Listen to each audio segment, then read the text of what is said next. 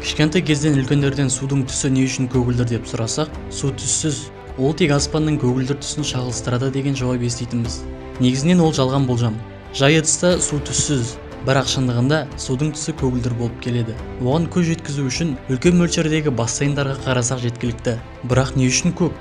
Негізінен түстің тек 3 түрі ғана бар: қызыл, көк және жасыл. Қалған түстердің барлығы бір түстің екіншісімен белгілі бір мөлшерде бірігуінен пайда болады. Оны суретшілердің акварельмен сурет салуы жақсы түсіндіре алады. Сурет салу кезінде оларға тек осы 3 түс болса жеткілікті.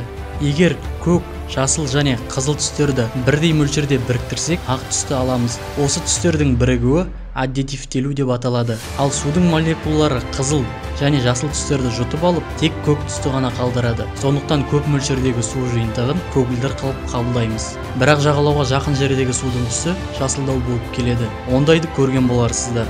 Бұл кезде де судың түсі өзгермейді. Тек жағалауларға жақын жердегі балдырлардың құрамында өсімдікті жасыл түске бояйтын хлорофилл көптеп кездеседі. Ол керісінше көк түс пен қызыл түсті жұтып, тек жасыл түсті ғана қалдырады. Сондықтан жағалауға жақын жердегі судың түсі жасылдау болып келеді. Бұл мәлімет қызық болса, достарыңызбен бөлісіңіздер. Сіздермен бірге болған Фараби және естеріңізде болсын. Шын беріліп қызықтаған нәрсе ғана жүрекке жетеді.